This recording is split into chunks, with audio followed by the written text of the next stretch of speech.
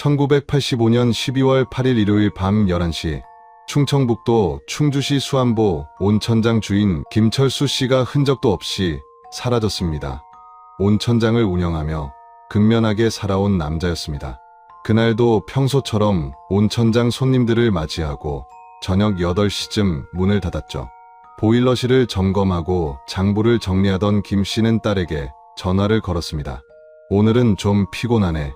내일 아침 일찍 올게라는 짧은 통화였습니다. 그게 마지막이었습니다. 다음 날 아침 8시 온천장 문은 잠겨 있었습니다. 직원이 예비 열쇠로 문을 열었을 때 보일러실은 텅 비어 있었고요. 김 씨의 가방도 외투도 신발도 그대로였습니다. 다만 그 사람만 없었습니다. 1985년은 수안보의 특별한 해였습니다. 정부가 온천 개발을 본격화하면서 땅값이 하루가 다르게 치솟던 시기였거든요. 김 씨가 운영하던 온천장 부지만 해도 1년 전 5천만 원이었던 게 5억 원까지 오른 상태였습니다. 그러니 많은 사람들이 그 땅을 탐냈습니다. 실종 신고는 딸이 했습니다. 28살의 김영희 씨였죠. 아버지가 연락이 안 돼요. 온천장에도 안 계세요라는 다급한 목소리로 경찰서에 전화를 걸었습니다. 그런데 이상한 일이 벌어졌습니다. 신고를 받은 경찰서에서 곧바로 한 형사가 직접 찾아왔거든요. 그 형사는 김영희 씨의 남편이었습니다. 박민수, 당시 32살로 충주경찰서에서 근무하던 경찰이었죠. 김 씨 딸과 결혼한 지 3년째였습니다. 제가 직접 찾겠습니다 라고 장담하던 그 남자는 사건 초기부터 수사를 주도했습니다. 가족이니까 더 열심히 찾을 거라 모두가 믿었죠. 하지만 수사는 이상하게 흘러갔습니다. 온천장 주변을 샅샅이 뒤져야 할 시기에 박 형사는 가출 가능성이 높다며 수색 범위를 넓혔습니다. 이웃들 진술은 별다른 단서 없음으로 정리됐고요. 온천장 단골 손님 한 명이 그날 밤 이상한 차량을 봤다고 했지만 조서에는 기록되지 않았습니다.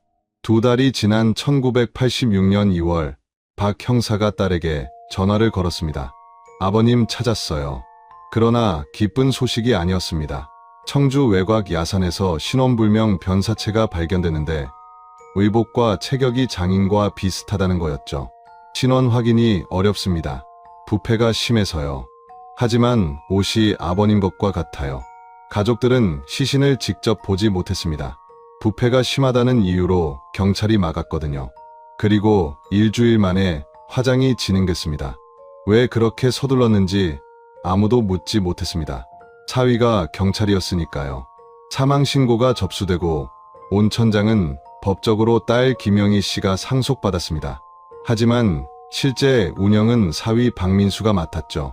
당신은 온천장 일 모르잖아. 내가 관리할게 라는 말과 함께요. 1987년 봄 온천장이 매각됐습니다. 지역 건설업자에게 3억에 팔렸죠. 그런데 이상했습니다. 1년 전만 해도 5억 가치였던 땅이 3억에 팔린 겁니다. 김영희 씨가 물었지만 남편은 요즘 경기가 안 좋아서 그래. 그나마 잘 판 거야 라고 설명했습니다. 그렇게 시간이 흘렀습니다. 10년, 20년. 김영희 씨는 남편과 함께 충주에서 평범하게 살았습니다. 온천장 매각 대금으로 작은 가게를 차렸고 2 아이를 키웠죠. 가끔 아버지 생각이 났지만 이미 화장된 뒤였고 남편은 다 지난 일이야 라며 말을 막았습니다. 하지만 진실은 그렇게 묻히지 않았습니다. 2006년 3월 충주경찰서에 한 통의 익명 제보가 들어왔습니다. 1985년 수안보 실종 사건. 다시 조사해보세요. 그 사람 죽지 않았어요. 아니, 죽긴 죽었는데 화장된 시신은 다른 사람이에요. 재수사팀이 꾸려졌습니다. 21년 전 사건 기록을 뒤지기 시작했죠. 그리고 발견했습니다. 당시 수사를 주도했던 박민수 형사의 보고서에서 이상한 점들을요. 목격자 진술이 누락됐고 현장 수색 기록이 부실했으며 신원 확인 절차가 부실했습니다. 가장 결정적인 건 화장된 시신의 DNA 기록이 아예 없다는 사실이었습니다. 수사팀은 온천장 부지를 다시 찾았습니다. 당시 건물은 철거되고 주차장으로 바뀌어 있었죠. 하지만 인근 야산은 그대로였습니다. 그 야산 어딘가에 진실이 묻혀 있을 거라는 직감이 들었습니다. 그리고 석 달 뒤 야산 발굴 작업이 시작됐습니다. 자, 그럼 1985년 그날 밤로 돌아가 보겠습니다. 온천장 보일러실에서 대체 무슨 일이 있었던 걸까요? 그리고 왜 사위는 그렇게 서둘러 시신을 화장했을까요? 21년 만에 드러난 진실, 지금부터 시작합니다. 오늘의 이야기 시작 전에 잠깐만요.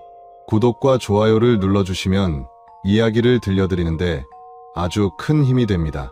그리고 어느 지역에서 이 사연을 듣고 계시는지 댓글에 꼭 남겨주세요. 한 분 한 분 반갑게 인사드릴게요. 1985년 12월 8일, 그날은 일요일이었습니다. 김철수 씨는 아침 8시에 온천장 문을 열었습니다. 수안보 중심가에서 조금 떨어진 곳, 언덕배기에 자리한 3층짜리 건물이었죠. 1층은 온천탕, 2층은 휴게실, 3층은 사무실과 김 씨의 작은 숙소였습니다. 주말이라 손님이 많았습니다. 오전부터 가족 단위 손님들이 몰려들었고요. 사장님, 물 온도 딱 좋네요. 허허, 오늘 보일러 새벽부터 돌렸어요. 김 씨는 손님들과 농담을 주고받으며 탕을 관리했습니다. 직원은 2명이었습니다. 매표를 보는 김 여사와 청소를 맡은 이 씨였죠. 오후 3시쯤 김 씨는 2층 휴게실에서 커피를 마시며 신문을 읽었습니다. 그날 신문에는 수안보 온천 개발 기사가 실려 있었습니다. 정부, 수안보 관광특구, 지정 추진, 온천 개발이 본격화되면서 이 일대 땅값이 급등하고 있다는 내용이었습니다. 김 씨는 신문을 접으며 작게 한숨을 쉬었죠. 요즘 들어 온천장 매입 제한이 부쩍 늘었거든요. 한 달에 서너 번은 누군가 찾아와 좋은 값에 팔라고 권유했습니다. 하지만 김 씨는 거절했습니다. 내가 15년 동안 땀 흘려 키운 거요. 돈 때문에 파는 건 아니라오. 저녁 8시 마지막 손님이 나갔습니다. 김 씨는 직원들에게 퇴근하라고 했죠. 내가 정리할 테니 먼저 들어가세요. 이 씨가 물었습니다. 사장님은 오늘 여기서 주무세요? 김 씨가 고개를 끄덕였습니다. 응, 내일 새벽에 보일러 점검해야 돼서. 직원들이 떠나고 온천장은 고요해졌습니다. 김 씨는 1층 보일러실로 내려갔습니다. 낡은 철문을 열고 들어서니 뜨거운 열기가 얼굴을 감쌌죠. 보일러 2대가 웅웅거리며 돌아가고 있었습니다. 김 씨는 압력계를 확인하고 밸브를 조정했습니다. 그리고 3층 사무실로 올라가 장부를 펼쳤습니다. 오늘 매출 12만 원. 주말치고는 괜찮은 숫자였습니다. 밤 10시쯤 김 씨는 딸에게 전화를 걸었습니다. 김영희 씨는 충주 시내 아파트에서 남편과 살고 있었죠. 응, 아빠야. 오늘 손님 많았어. 근데 좀 피곤하네. 내일 아침 일찍 갈게. 통화는 3분 정도였습니다. 딸이 아빠 밥은 드셨어요? 라고 물었고 김 씨는 라면 끓여 먹었지 뭐라고 답했습니다. 그게 마지막 통화였습니다. 다음 날 아침 8시 청소 직원 이 씨가 온천장에 도착했습니다. 문이 잠겨 있었죠. 이상했습니다. 김 씨가 있으면 보통 문을 열어두거든요. 이 씨는 예비 열쇠로 문을 열었습니다. 사장님, 목소리가 텅 빈 복도에 울렸습니다. 대답이 없었습니다. 1층 탕을 확인했습니다. 아무도 없었습니다. 2층 휴게실도 비어 있었죠. 3층 사무실 문을 열었을 때 이 씨는 이상한 느낌을 받았습니다. 장부가 책상 위에 펼쳐져 있었고 볼펜이 떨어져 있었거든요. 마치 급하게 일어난 것처럼요. 보일러실도 확인했습니다. 철문을 열었을 때 보일러는 여전히 돌아가고 있었습니다. 하지만 김 씨는 없었죠. 이 씨는 매표소의 김 여사에게 전화를 걸었습니다. 사장님이 안 보여요. 김 여사가 황급히 달려왔습니다. 두 사람은 건물을 다시 한번 뒤졌지만 김 씨는 어디에도 없었습니다. 가방도 있었습니다. 외투도 걸려 있었습니다. 신발도 현관에 가지런히 놓여 있었죠. 오전 10시 김영희 씨가 온천장에 도착했습니다. 아버지, 3층까지 뛰어 올라갔지만 아버지는 없었습니다. 영희 씨는 떨리는 손으로 남편에게 전화를 걸었죠. 여보, 아버지가 안 보여. 온천장에도 없어. 남편 박민수는 당시 충주경찰서에서 근무 중이었습니다. 진정해. 내가 바로 갈게. 오전 11시 충주경찰서에 실종 신고가 접수됐습니다. 신고자는 김영희 씨였고요. 접수를 받은 경찰관은 기본 사항을 물었습니다. 실종자 성명은요? 김철수입니다. 43살이고요. 최종 목격 시간은요? 어제 밤 10시쯤 전화 통화가 마지막이에요. 경찰관이 신고서를 작성하는 동안 문이 열렸습니다. 박민수 형사가 들어왔습니다. 32살, 경찰 경력 7년 차였죠. 내가 처리하겠습니다. 경찰관이 고개를 들었습니다. 형사님이요? 박 형사가 고개를 끄덕였습니다. 실종자가 제 장인입니다. 오후 1시 박 형사와 동료, 형사 한 명이 온천장에 도착했습니다. 건물을 샅샅이 살펴보기 시작했죠. 3층 사무실에서 박 형사는 펼쳐진 장부를 확인했습니다. 어제 날짜로 매출이 기록되어 있었습니다. 볼펜 뚜껑이 열린 채로 떨어져 있었고요. 뭔가 급한 일이 있었던 것 같은데요. 동료 형사가 말했지만 박 형사는 대답하지 않았습니다. 보일러실로 내려갔습니다. 철문을 열고 안을 살폈죠. 보일러는 정상 작동 중이었습니다.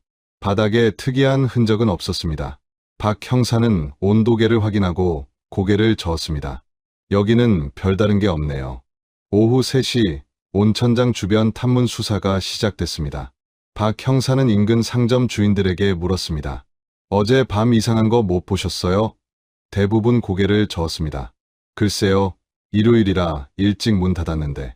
이상한 차나 사람은요? 못 봤는데요. 온천장 단골 손님 명단도 확인했습니다. 장부에는 회원 번호와 이름만 적혀 있었죠. 연락처는 일부만 기록되어 있었습니다. 1985년 당시에는 전화가 귀했으니까요. 박 형사는 연락 가능한 단골 몇 명에게 전화를 걸었습니다. 김 사장님 못 보셨어요? 어제는 안 갔는데요. 최근에 사장님한테 이상한 점 없었나요? 아니요. 평소와 똑같았어요. 12월 10일, 실종 이틀째가 됐습니다. 박 형사는 수사 상황을 정리했습니다. 온천장 내부에서 특이사항 없음. 주변 탐문 결과 목격자 없음. 실종자의 소지품 모두 제자리. 그는 동료 형사들과 회의를 했습니다. 가출 가능성은요? 한 형사가 물었죠. 박 형사가 고개를 저었습니다. 장인어른은 그런 분이 아닙니다. 15년 동안 온천장 한 번도 비운 적 없어요. 그럼 납치? 흔적이 없어요. 몸싸움 흔적도, 강제로 끌려간 흔적도. 회의실이 조용해졌습니다. 박 형사가 입을 열었습니다. 수색 범위를 넓혀야 할 것 같습니다. 충주 전역, 아니 청주까지. 동료 형사가 고개를 갸웃했습니다. 온천장 주변을 먼저 더 샅샅이 뒤지는 게 낫지 않나요? 주변은 이미 다 봤습니다. 박 형사의 목소리는 단호했습니다. 그날 오후부터 수색 범위가 확대됐습니다. 충주 시내 여관, 목욕탕, 버스터미널 등을 중심으로 탐문이 진행됐죠. 김철수 씨의 사진을 들고 다니며 이 사람 못 봤느냐고 물었습니다. 하지만 아무도 본 사람이 없었습니다. 온천장 직원들도 다시 조사를 받았습니다. 청소 직원 이 씨는 진술서를 작성했습니다. 12월 8일 저녁 8시 30분쯤 퇴근했습니다. 사장님은 평소와 다름없었습니다. 피곤해 보이긴 했지만 특별히 이상한 점은 없었습니다. 매표 직원 김 여사도 비슷한 진술을 했죠. 사장님은 성실한 분이었어요. 술도 안 드시고 도박도 안 하시고 온천장이 전부였죠. 12월 12일 박 형사는 장인의 통장을 확인했습니다. 은행에서 거래 내역을 뽑아왔죠. 특이한 점이 있었습니다. 11월 25일 500만 원이 인출돼 있었습니다. 박 형사는 처에게 물었습니다. 장인어른이 큰돈 인출하신 거 아세요? 김영희 씨가 고개를 저었습니다. 몰라요. 아버지한테 안 들었는데. 뭐에 쓰셨을까요? 온천장 수리비 아닐까요? 보일러가 오래돼서 부품 자주 갈았거든요. 박 형사는 고개를 끄덕이고 수첩에 메모했습니다. 하지만 보일러 부품 업체에 확인해보니 11월에는 수리 기록이 없었습니다. 그렇다면 500만 원은 어디에 쓴 걸까요? 박 형사는 이 부분을 수사 보고서에 용도 불명이라고 적었습니다. 12월 15일, 일주일이 지났습니다. 수사는 점점 미궁에 빠졌습니다. 단서가 없었죠. 김철수 씨는 마치 공기처럼 사라진 것 같았습니다. 경찰서 내부에서는 월북 가능성까지 거론됐습니다. 1985년 당시만 해도 간첩 사건이나 월북 사건이 드물지 않았거든요. 하지만 김영희 씨는 강하게 부정했습니다. 우리 아버지가 왜 월북을 해요? 말도 안 돼요. 하지만 다른 가능성이 없어요. 박 형사가 아내를 달랬습니다. 진정해. 내가 끝까지 찾을게. 그런데 바로 그날 저녁 예상치 못한 제보가 들어왔습니다. 온천장 단골 손님 중 한 명이었던 최 씨라는 사람이 경찰서에 전화를 걸어온 겁니다. 저기 혹시 수안보 온천장 사장님 찾는 거 맞죠? 당직 경찰이 답했습니다. 네, 맞습니다. 뭔가 아시는 게 있으세요? 제가 12월 8일 밤에 그쪽 지나갔거든요. 몇 시쯤이었나요? 11시쯤이었을 거예요.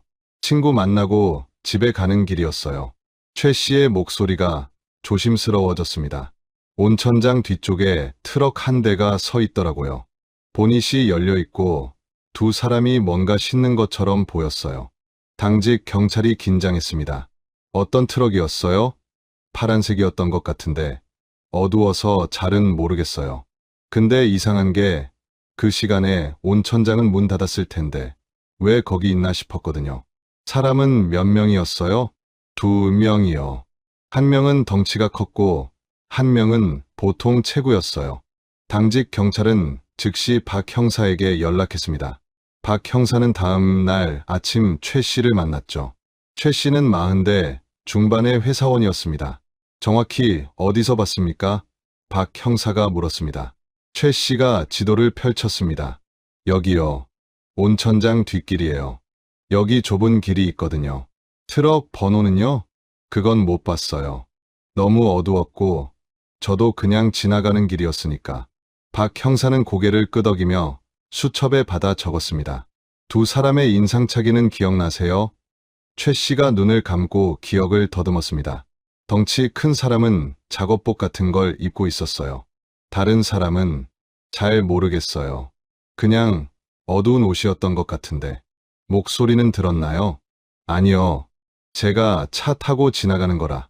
박 형사는 최 씨에게 진술서를 작성하게 했습니다. 그리고 온천장 뒷길을 다시 조사하기 시작했죠. 하지만 일주일이 지난 뒤였습니다. 타이어 자국도 특이한 흔적도 남아있지 않았습니다.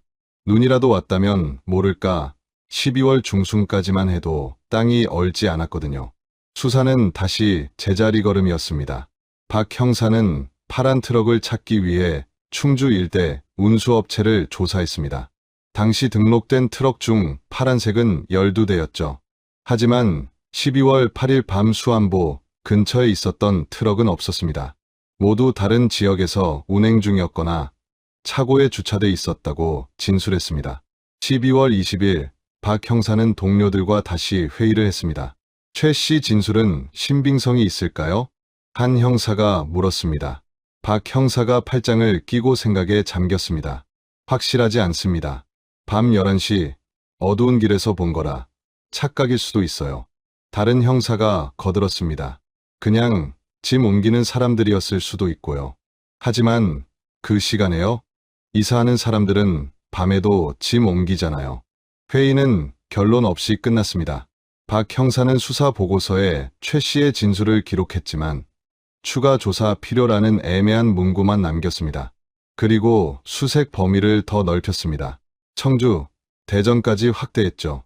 하지만 김철수 씨는 어디에도 없었습니다. 크리스마스가 지나고 연말이 다가왔습니다. 온천장은 문을 닫았습니다. 주인이 없으니 운영할 수 없었죠.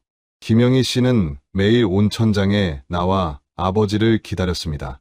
아버지가 돌아오실 거예요. 분명히.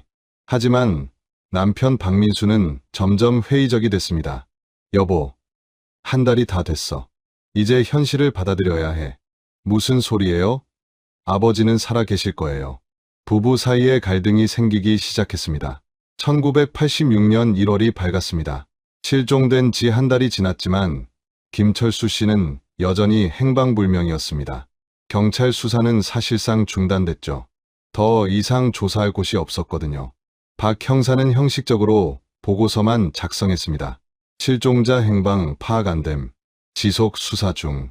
김영희 씨는 절망에 빠졌습니다. 온천장에 나가지도 못했습니다. 아버지 생각만 하면 눈물이 났죠.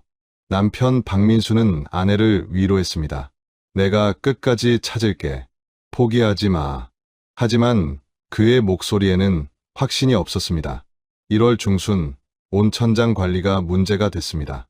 보일러를 계속 돌릴 수도 없고 그렇다고 완전히 끌 수도 없었습니다. 겨울에 보일러를 끄면 배관이 얼어 터질 수 있었거든요. 박민수는 처에게 말했습니다. 온천장 정리를 생각해봐야 할 것 같아. 김영희가 고개를 저었습니다. 안 돼요. 아버지 돌아오시면 어떡해요. 한 달이 넘었어. 현실적으로 생각해야 해. 싫어요. 절대 안 돼요. 부부는 다투기 시작했습니다. 박민수는 한숨을 쉬며 방을 나갔죠. 하지만 속으로는 다른 생각을 하고 있었습니다. 온천장 부지 가치는 이미 5억 원을 넘어섰습니다. 만약 장인이 돌아오지 않는다면 상속은 처가 받게 되겠죠. 2월 5일 아침 박민수는 경찰서에서 급한 연락을 받았습니다. 형사님, 청주 외곽에서 변사체가 발견됐습니다. 박 형사가 긴장했습니다. 언제요? 어제 저녁입니다. 등산객이 신고했어요. 특징은요? 40에서 50대 남성으로 추정됩니다. 부패가 상당히 진행됐고요. 박 형사는 즉시 현장으로 향했습니다.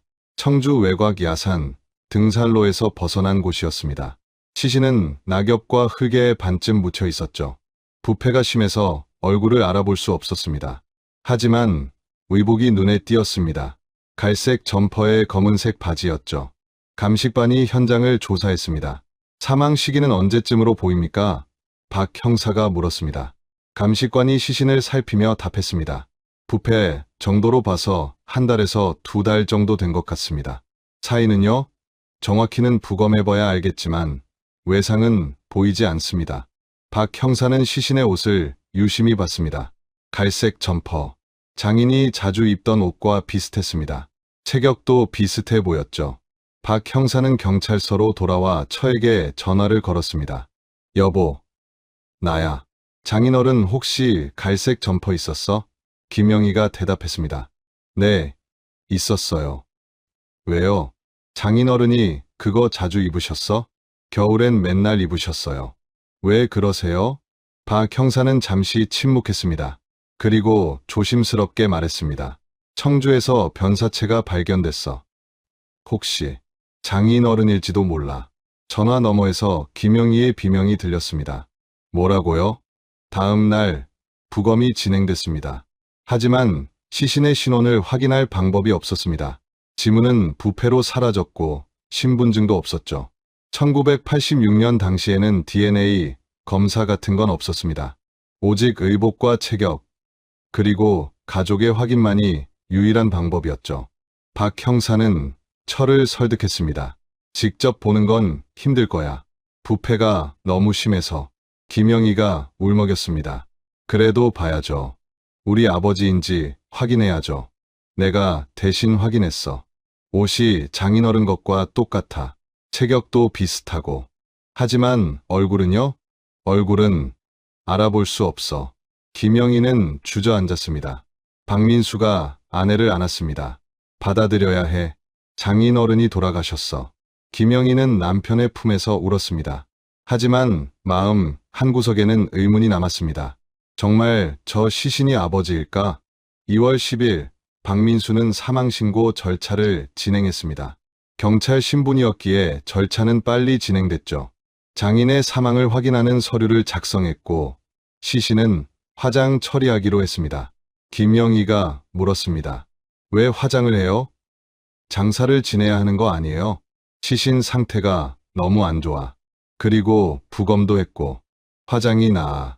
하지만 당신을 위해서야. 그 모습 기억하고 싶지 않잖아. 박민수의 말에는 강한 확신이 있었습니다. 김영희는 더 이상 반박하지 못했죠. 2월 15일 시신은 화장됐습니다. 유골은 작은 함에 담겼고 김영희가 받았습니다. 그녀는 함을 껴안고 울었습니다. 아버지, 장례는 간소하게 치러졌습니다. 친척 몇 명과 온천장 직원들이 참석했죠. 모두 김철수 씨의 죽음을 애도했습니다. 좋은 분이었는데, 아직 젊으셨는데, 하지만 아무도 의문을 품지 않았습니다. 경찰인 사위가 확인했으니까요. 3월 초 법적 절차가 진행됐습니다. 김철수 씨의 재산은 유일한 가족인 딸 김영희가 상속받았습니다. 온천장 부지와 건물, 그리고 통장에 남아있던 700만 원이었죠. 박민수는 처에게 말했습니다. 온천장은 어떻게 할 거야? 김영희가 눈물을 닦으며 답했습니다. 모르겠어요. 생각할 여유가 없어요. 팔아야 할 것 같은데. 팔아요? 관리할 수 없잖아. 그리고 당신 혼자서 운영할 수도 없고. 박민수의 목소리는 부드러웠지만 단호했습니다. 김영희는 고개를 떨궜습니다. 생각해 볼게요. 하지만 박민수는 이미 계획을 세우고 있었습니다. 온천장을 팔면 큰 돈이 됩니다. 5억은 받을 수 있을 거예요. 며칠 뒤 박민수는 한 남자를 만났습니다. 지역에서 건설업을 하는 조영진 씨였죠. 48살의 조영진 씨는 수안보, 온천 개발에 관심이 많았습니다. 온천장 매각할 의향 있으신가요? 조영진 씨가 물었습니다. 박민수가 고개를 끄덕였습니다. 처가 상속받았는데 운영이 어려워서요. 얼마에 생각하세요? 5억 정도면. 조영진 씨가 웃었습니다. 요즘 경기가 안 좋습니다. 3억이면 어떻습니까? 박민수는 잠시 생각하는 척했습니다. 그리고 말했습니다. 3억 5천, 3억 2천.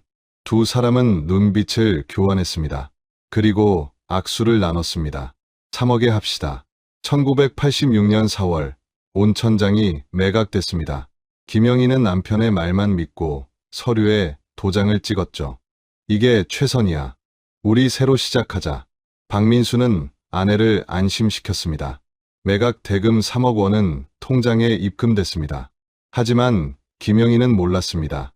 그중 1억 5천만 원을 남편이 따로 빼돌렸다는 거요. 사건은 그렇게 종결됐습니다. 김철수 씨는 공식적으로 사망했고 온천장은 새 주인을 만났습니다. 박민수는 경찰 일을 계속했고 김영희는 작은 가게를 차렸죠. 모든 게 정리된 것처럼 보였습니다. 하지만 진실은 그렇게 쉽게 묻히지 않습니다. 왜 박민수는 그렇게 서둘러 화장을 강행했을까요? 사위 경찰은 왜 목격자 진술을 묵살했을까요? 그리고 신원도 불확실한 시신을 그렇게 급하게 화장한 이유는 뭘까요? 딸은 아버지의 죽음을 받아들였지만 마음 한구석엔 여전히 의문이 남아 있습니다. 20년이 흐른 뒤 이 모든 의문이 한꺼번에 수면 위로 떠오르게 됩니다. 다음 이야기에서 무엇이 밝혀질까요? 2006년 3월 14일 충주경찰서에 한 통의 전화가 걸려왔습니다. 1985년 수안보 온천장 실종 사건 아시죠? 당직 형사가 고개를 갸웃했습니다. 21년 전 사건인데요. 이미 종결됐습니다. 피해자 사망 확인됐고요. 전화 너머 목소리는 낮고 떨렸습니다. 그게 거짓말이에요. 화장된 시신은 다른 사람이에요. 무슨 근거로 그러시는 겁니까? 제가 직접 본 건 아니지만 당시 수사에 문제가 있었어요. 다시 조사해보세요. 전화는 끊겼습니다. 발신자 번호는 표시되지 않았죠. 당직 형사는 이 내용을 보고서에 기록했습니다. 보통이라면 그냥 묻혔을 제보였습니다. 하지만 마침 그해 경찰청에서 미제 사건 재조사 방침이 내려온 참이었습니다. 3월 20일 재수사팀이 꾸려졌습니다. 팀장은 이정훈 경감이었습니다. 45살, 경찰 경력 23년 차였죠. 1985년 사건이라 이 경감은 두꺼운 파일을 펼쳤습니다. 당시 수사 기록이 빼곡히 들어 있었습니다. 주 수사관은 박민수 형사였고요. 박민수, 이 사람 지금 어디 있나? 팀원이 답했습니다. 2002년에 퇴직했습니다. 현재 충주 시내에서 부동산 중개업을 하고 있다고 합니다. 이 경감이 고개를 끄덕였습니다. 일단 당시 기록부터 철저히 검토하자. 수사 기록을 읽으면서 팀원들은 이상한 점들을 발견했습니다. 첫째, 목격자 최 씨의 진술이 제대로 조사되지 않았습니다. 파란 트럭과 2명의 남자를 봤다는 진술이 기록엔 있었지만 추가 조사 내용은 추가 단서 없음이라는 한 줄뿐이었죠. 둘째, 온천장 현장 수색 기록이 부실했습니다. 보일러실 한 번, 사무실 한 번 확인했다는 기록만 있고 온천장 주변 야산이나 뒷길에 대한 수색 기록은 전혀 없었습니다. 셋째, 가장 이상한 건 신원 확인 절차였습니다. 2월 5일 청주 외곽에서 발견된 변사체, 의복과 체격으로 김철수 씨로 추정. 그게 전부였습니다. 가족의 직접 확인 없이 부검 결과도 제대로 기록되지 않은 채 일주일 만에 화장이 진행됐습니다. 이 경감이 눈살을 찔렀습니다. 너무 빨라. 왜 이렇게 서둘렀지? 팀원이 말했습니다. 당시 주 수사관이 피해자의 사위였습니다. 가족이니까 빨리 처리한 것 아닐까요? 이 경감이 고개를 저었습니다. 아니야. 가족이라면 더 신중했어야지. 이건 뭔가 이상해. 3월 25일 재수사팀은 청주 외곽 야산을 찾았습니다. 1986년에 변사체가 발견됐다는 그곳이었죠. 20년이 지나 지형이 많이 바뀌었습니다. 등산로가 정비되고 나무들이 더 우거졌죠. 하지만 당시 발견 지점 좌표는 기록에 남아 있었습니다. 여기가 맞나? 팀원이 GPS를 확인했습니다. 네, 맞습니다. 여기서 시신이 발견됐다고 나와 있습니다. 이 경감이 주변을 둘러봤습니다. 그런데 이상하지 않나? 수안보에서 여기까지 30km야. 왜 김철수 씨가 여기 있었을까?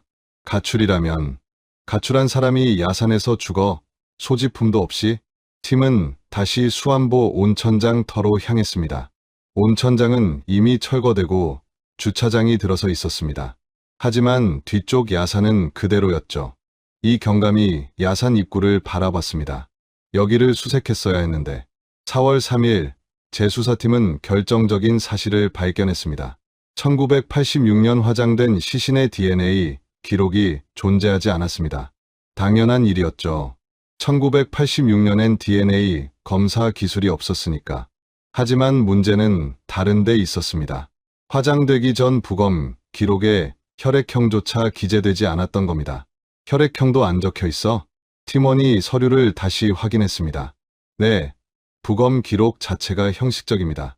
사인 불명, 부패 심함, 이 정도만 적혀 있어요.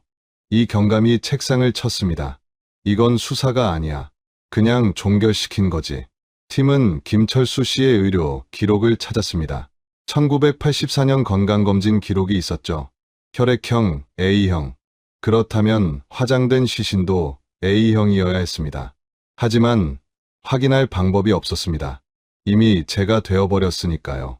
4월 10일 재수사팀은 중요한 결정을 내렸습니다. 온천장 뒤 야산을 발굴합시다. 검사의 영장이 떨어졌습니다. 4월 15일 발굴 작업이 시작됐습니다. 국립과학수사연구원 감식팀이 투입됐죠. 중장비는 쓸 수 없었습니다. 증거가 훼손될 수 있으니까요. 삽과 곡괭이로 조심스럽게 파내려갔습니다. 이틀째 되던 날 작업자 한 명이 외쳤습니다. 여기 뭔가 있어요. 흙 속에서 하얀 것이 드러났습니다. 뼈였습니다. 감식팀이 달려왔죠. 손대지 마세요. 전문가들이 조심스럽게 흙을 제거했습니다. 작은 뼈 조각들이 모습을 드러냈습니다. 갈비뼈 일부와 손가락 뼈로 보이는 것들이었죠. 사람 뼈가 맞습니까? 이 경감이 물었습니다. 감식관이 고개를 끄덕였습니다. 네, 사람 뼈 맞습니다. 성인 남성으로 추정됩니다. 발굴은 계속됐습니다. 오후가 되자 더 많은 뼈들이 나왔습니다. 두개골 일부, 대퇴골, 척추뼈, 그리고 결정적인 것이 나왔습니다. 녹슨 시계 한 개였. 흙에 묻혀 있었지만 형태는 알아볼 수 있었죠. 이 경감이 장갑을 끼고 조심스럽게 들어 올렸습니다. 시계 뒷면에 무언가 새겨져 있었습니다. K, C, S 1970 김철수의 이니셜이었습니다. 4월 18일 뼈 조각들이 국립과학수사연구원으로 보내졌습니다. DNA 검사를 의뢰한 겁니다. 21년 동안 땅 속에 묻혀 있었기에 DNA 추출이 쉽지 않았습니다. 토양 오염, 미생물 분해, 습기로 인한 손상이 심했죠. 하지만 과학수사팀은 포기하지 않았습니다. 치아에서 시도해 봅시다. 치아는 뼈보다 단단해서 DNA가 보존될 가능성이 높았습니다. 발굴 현장에서 어금니 2개가 발견됐었죠. 감식관들은 치아 속 치수에서 DNA를 추출하기 시작했습니다. 일주일이 걸렸습니다. 4월 25일 결과가 나왔습니다. 이 경감은 김영희 씨를 찾아갔습니다. 51살이 된 그녀는 충주 시내에서 작은 분식집을 운영하고 있었습니다. 무슨 일로 오셨어요? 김영희가 물었습니다. 이 경감이 조심스럽게 말을 꺼냈습니다. 아버님 사건 관련해서 여쭤볼 게 있습니다. 김영희의 얼굴이 굳었습니다. 아버지요? 20년도 더 된 일인데요. DNA 검사를 위해 협조가 필요합니다. 구강 세포 채취만 하면 됩니다. 김영희가 놀란 눈으로 물었습니다. 왜 갑자기 DNA 검사를요? 이 경감이 설명했습니다. 온천장 뒤 야산에서 유골이 발견됐습니다. 아버님일 가능성이 있습니다. 김영희는 의자에 주저앉았습니다. 뭐라고요? 아버지는 1986년에 화장했잖아요. 그 시신이 정말 아버님이었는지 확인이 필요합니다. 그럼 그동안 제가 모신 게 김영희의 목소리가 떨렸습니다. 이 경감이 말했습니다. 아직 확실한 건 아닙니다. DNA 대조를 해봐야 알 수 있습니다. 김영희는 고개를 끄덕였습니다. 알겠어요. 검사 받겠습니다. 5월 2일 DNA 대조 결과가 나왔습니다. 일치율 99.9%. 야산에서 발견된 유골은 김철수 씨가 확실했습니다. 이 경감은 즉시 수사 회의를 소집했습니다. 이제 명확해졌습니다. 1986년에 화장된 시신은 김철수 씨가 아니었어요. 그럼 누구였습니까? 모릅니다. 하지만 누군가 신원불명의 시신을 김철수 씨로 둔갑시킨 겁니다. 회의실이 술렁였습니다. 이 경감이 계속 말했습니다. 당시 주 수사관은 박민수 형사, 피해자의 사위였고 신원 확인부터 화장까지 모든 절차를 주도했습니다. 이건 우연이 아닙니다. 팀원이 물었습니다. 박민수를 체포합니까? 이 경감이 고개를 끄덕였습니다.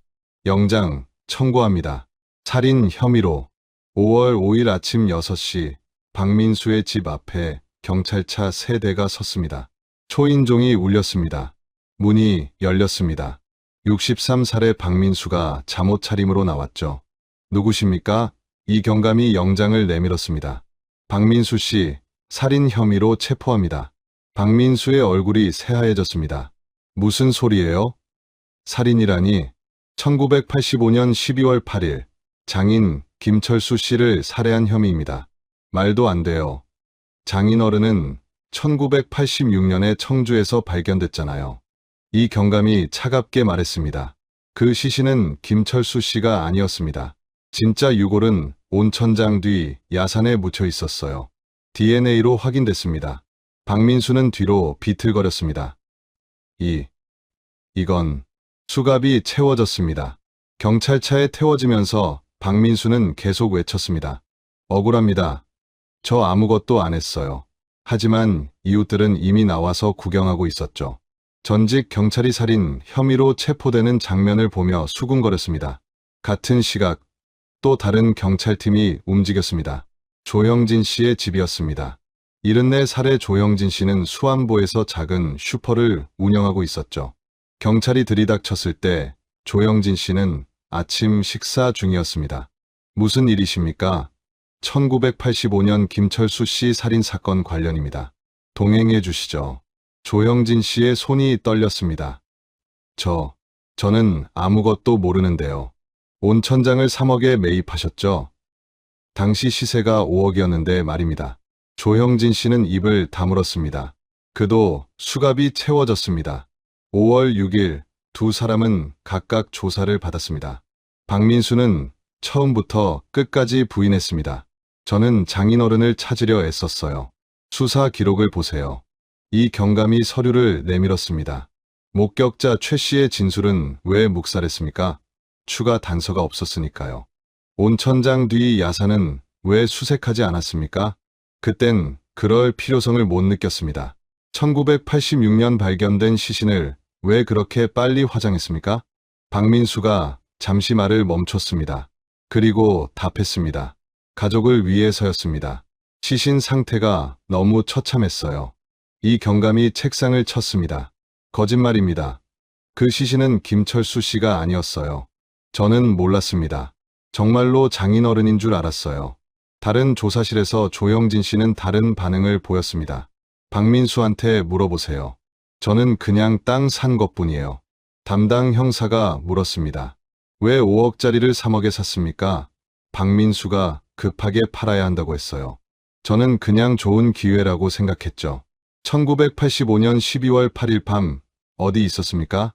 조형진 씨의 얼굴이 굳었습니다. 기억 안 나는데요. 21년 전 일을. 온천장 뒤에서 파란 트럭이 목격됐습니다. 당신 트럭 아니었습니까? 조영진 씨가 손을 내저었습니다. 아니에요.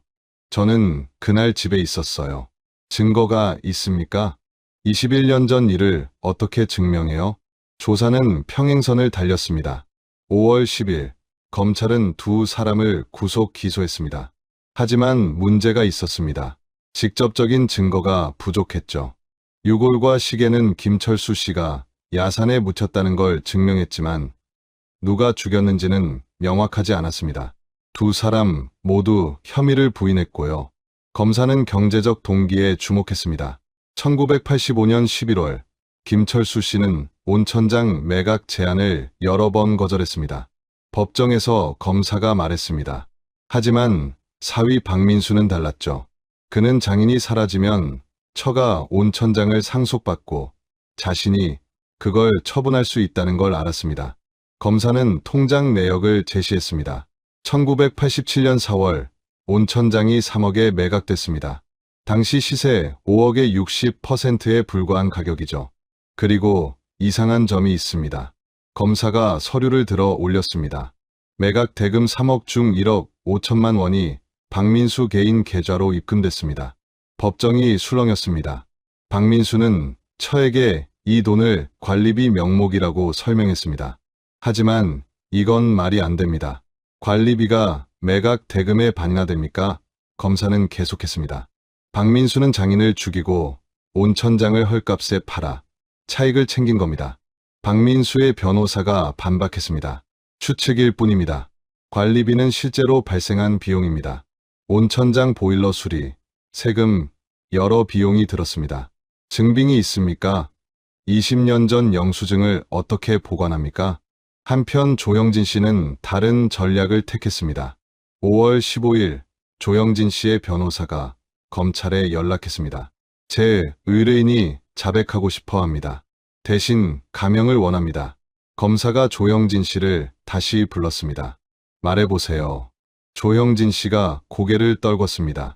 박민수가 먼저 제안했습니다. 조영진 씨의 진술이 시작됐습니다. 1985년 11월쯤이었어요. 박민수가 저를 찾아왔어요. 장인이 온천장 팔기를 거부한다면서 좋은 방법이 있다고 했죠. 무슨 방법이었습니까? 장인을 없애고 나중에 제가 헐값에 온천장을 사는 겁니다. 대신 저는 시신 처리를 도와주기로 했어요. 법정이 웅성거렸습니다. 12월 8일 밤 박민수가 연락했습니다. 오늘 한다고요. 저는 트럭을 끌고 온천장 뒤로 갔습니다. 밤 11시쯤이었어요. 그리고요, 박민수가 보일러실 앞에서 기다리고 있었어요. 그리고 바닥에 누군가 쓰러져 있었습니다. 김철수 씨였습니까? 네, 이미 죽어 있었어요. 조형진 씨의 목소리가 떨렸습니다. 박민수가 말했어요. 빨리 옮기자고. 우리는 시신을 트럭에 실었어요. 그리고 야산으로 갔죠. 어디로 갔습니까? 온천장 뒤쪽 야산이요. 박민수가 미리 정해둔 곳이었어요. 우리는 땅을 파고 시신을 묻었습니다. 시계도 함께 묻었습니까? 그건 미처 못 봤어요. 아마 시신에 차고 있었던 것 같아요. 검사가 물었습니다. 그 다음은요? 박민수가 말했어요. 걱정 마. 내가 처리한다고. 그리고 2달 뒤에 연락이 왔어요. 장인 시신을 발견했다고 곧 온천장 매각할 수 있을 거라고. 그 시신은 가짜였군요. 네. 박민수가 어떻게 구했는지는 모르겠어요. 아마 신원불명 변사체를 이용한 것 같아요. 조형진 씨의 자백은 구체적이었습니다. 1987년에 온천장을 샀어요. 3억에. 박민수는 제게 이 시세보다 싸게 파는 게 자연스럽다고 했어요. 의심받지 않으려면 너무 싸게 팔면 안 된다고요. 그래서 3억이었군요. 네. 그리고 저는 나중에 그 땅을 다시 팔았어요. 1990년에 6억에 팔았죠. 3억 차익을 받습니다. 검사가 마지막 질문을 했습니다. 왜 이제 자백하는 겁니까? 조형진 씨가 눈물을 닦았습니다. 20년 동안 괴로웠어요. 매일 악몽을 꿨습니다. 그리고 박민수는 저를 버릴 겁니다. 혼자 책임지라고 할 거예요. 차라리 진실을 말하겠어요. 5월 20일 조형진 씨의 자백이 언론에 보도됐습니다. 박민수는 즉시 반박했습니다. 거짓말입니다. 조형진 씨가 혼자 저지른 일이에요. 그의 변호사도 나섰습니다. 조형진 씨는 형량을 줄이려고 제 의뢰인에게 죄를 뒤집어 씌우는 겁니다. 물증이 있습니까? 검찰은 더 파고들었습니다. 1985년 온천장 장부를 다시 분석했습니다. 김철수 씨가 쓴 마지막 기록들이 있었죠. 11월 28일자 메모가 눈에 띄었습니다. 조형진 씨, 또 왔음. 5억에 팔라고. 거절. 내 땅은 못 판다. 그리고 12월 5일자 메모. 사위가 이상함. 자꾸 돈 이야기함. 조심해야겠다. 검사는 이 메모를 법정에 제출했습니다. 피해자는 이미 눈치채고 있었습니다. 사위가 온천장을 노린다는 거려. 박민수의 얼굴이 일그러졌습니다. 그건 장인어른 오해였어요. 또 다른 증거가 나왔습니다. 1986년 2월 청주에서 발견됐다는 변사체의 부검 기록. 담당 의사는 은퇴해 있었지만 재수사팀이 찾아갔습니다. 그때 그 시신 기억하십니까? 의사가 고개를 저었습니다. 20년 전이라 잘. 하지만 이상했던 기억은 나요. 뭐가 이상했습니까? 경찰이 너무 서둘렀어요. 보통은 신원 확인에 시간을 들이는데 그때는 가족이 확인했다며 바로 화장 허가를 요청했죠. 저도 좀 의아했는데 경찰이 워낙 강하게 밀어붙여서. 그 경찰이 박민수였습니까? 네, 이름이 그랬던 것 같아요. 증거들이 쌓여갔습니다. 하지만 결정적 한 방이 필요했습니다. 박민수와 조형진 씨의 진술은 정면으로 충돌했고 누가 주범인지 명확히 밝혀야 했습니다. 검찰은 고민에 빠졌습니다. 그렇다면 결정적 증거는 어디에 있을까요? 두 사람 모두 서로에게 죄를 떠넘기고 있습니다. 조형진 씨는 박민수가 주도했다고 자백했지만 박민수는 조형진 씨의 거짓말이라며 발뺌하고 있죠. 경제적 이득, 은폐 정황, 피해자의 메모까지 드러났지만 결정적 한 방이 없습니다. 과연 무엇이 진실을 완전히 밝혀낼까요? 마지막 퍼즐 조각은 어디에 숨어 있을까요? 5월 25일 재수사팀은 다시 야산 발굴 현장으로 향했습니다. 뭔가 더 있을 겁니다. 이 경감의 직감이었죠. 첫 번째 발굴에서 유골과 시계를 찾았지만 현장을 완전히 정리하지 못했었습니다. 이번엔 더 넓은 범위를 수색하기로 했습니다. 감식팀이 금속 탐지기를 들고 야산을 샅샅이 훑었습니다. 오후 3시쯤 삐삐 소리가 울렸습니다. 여기요. 감식관이 외쳤습니다. 땅을 파내려가자 녹슨 쇠붙이가 나왔습니다. 둔기였습니다. 길이 30cm 정도의 파이프였죠. 한쪽 끝이 휘어져 있었고 표면에 갈색 얼룩이 묻어 있었습니다. 혈흔일 가능성이 있습니다. 감식관이 조심스럽게 증거 봉투에 담았습니다. 이 경감이 파이프를 자세히 봤습니다. 이걸로 때렸군. 파이프는 온천장 보일러실에서 쓰는 부품과 똑같았습니다. 연결용 철제 파이프였죠. 국과수로 보내진 파이프에서 결과가 나왔습니다. 혈흔 반응 양성. 21년이 지났지만 철 성분과 결합된 혈액은 완전히 사라지지 않았습니다. DNA 추출을 시도했죠. 다행히 미량의 DNA가 검출됐습니다. 김철수 씨의 것이었습니다. 이제 살인 무기까지 확보했습니다. 검사는 만족스러워했습니다. 하지만 여전히 문제가 남았습니다. 이 파이프를 누가 사용했는가? 박민수인가? 조영진 씨인가? 둘 다 서로를 가리키고 있었습니다.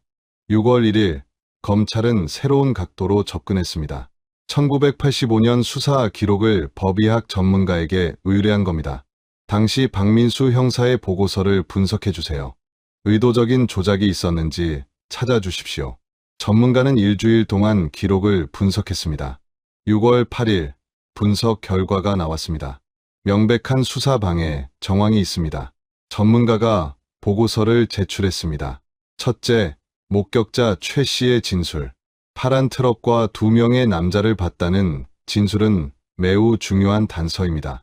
하지만 박민수는 이를 추가 단서 없음으로 묵살했죠. 둘째, 현장 수색 범위. 온천장 주변, 특히 뒤쪽 야산은 당연히 수색했어야 합니다. 실종자가 마지막으로 있던 곳에서 반경 1km는 기본 수색 범위인데 박민수는 의도적으로 이를 회피했습니다. 셋째, 신원 확인 절차. 1986년 발견된 변사체를 김철수로 단정하는 과정이 비정상적으로 빨랐습니다. 가족의 직접 확인 없이, 혈액형 검사도 없이 일주일 만에 화장이 진행됐죠. 전문가는 결론을 내렸습니다. 이 세 가지 모두 우연일 수 없습니다. 박민수는 의도적으로 수사를 방해하고 증거를 은폐했습니다. 그가 범행에 직접 연루돼 있다는 강력한 정황입니다. 검사는 이 보고서를 들고 박민수를 다시 신문했습니다. 당신은 수사관이 아니라 범인이었습니다. 박민수는 여전히 부인했습니다. 아닙니다. 저는 최선을 다했어요. 그럼 왜 야산을 수색하지 않았습니까? 그때는 생각이 거기까지 미치지 못했습니다. 당신은 경찰 7년 차였어요. 기본 수사 절차도 몰랐다는 겁니까? 실종 사건이 처음이라 거짓말 마세요. 당신은 실종 사건 수사 경험이 3건이나 있었어요. 박민수는 입을 다물었습니다. 검사는 압박을 강화했습니다. 조영진 씨는 모든 걸 자백했습니다. 당신이 주도했다고, 당신이 장인을 죽였다고 말했어요.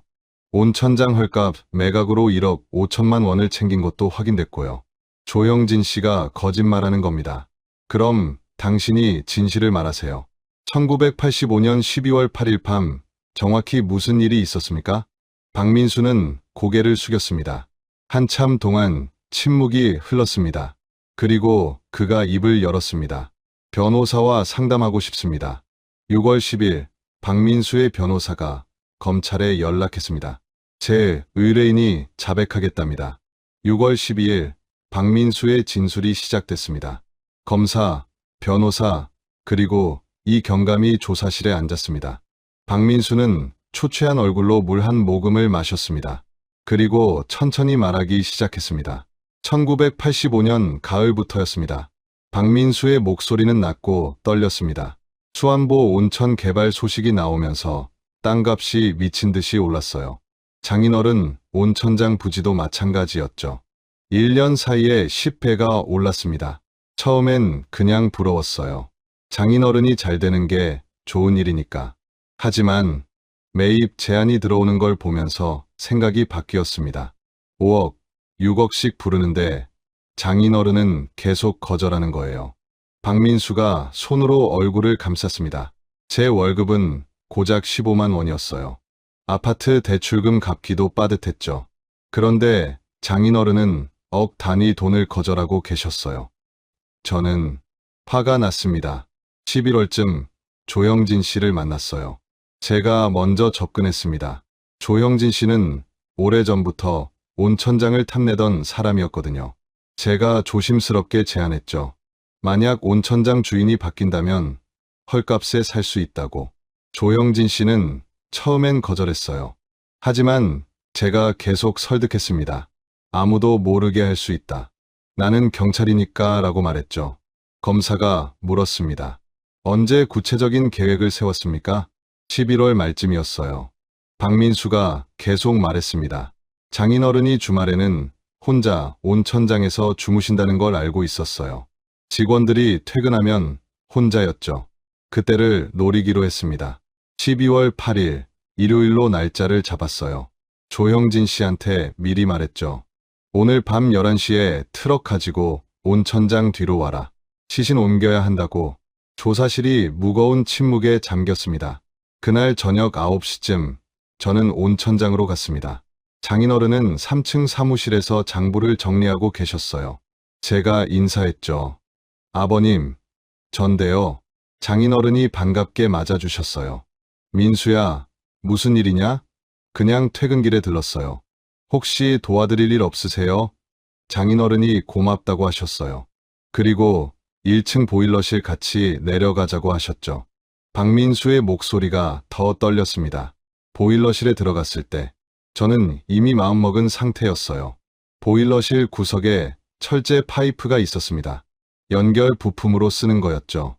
장인어른이 보일러를 점검하시는 동안 저는 그 파이프를 집었습니다.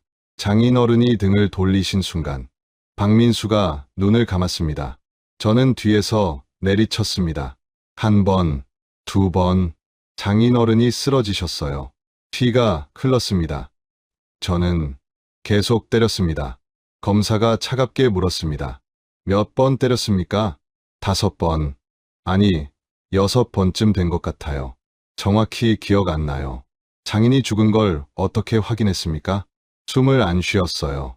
맥박도 안 뛰고. 박민수는 얼굴을 감싼 채 계속 진술했습니다. 11시쯤 조영진 씨가 트럭을 끌고 왔어요. 우리는 시신을 담요로 싸서 트럭에 실었습니다. 그리고 온천장 뒤 야산으로 갔죠. 미리 정해둔 곳이었습니까? 네. 며칠 전에 혼자 가서 확인해뒀어요. 사람들이 잘 안 가는 곳이었죠. 거기서 시신을 묻었습니다. 깊이 1m 정도 구덩이를 파고 철제 파이프도 같이 묻었어요. 시계는 미처 확인 못했습니다. 어둡기도 했고 서둘러서.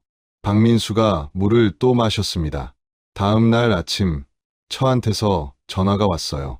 아버지가 안 보인다고. 저는 연기를 시작했습니다. 놀란 척, 걱정하는 척, 그리고 수사를 주도했죠.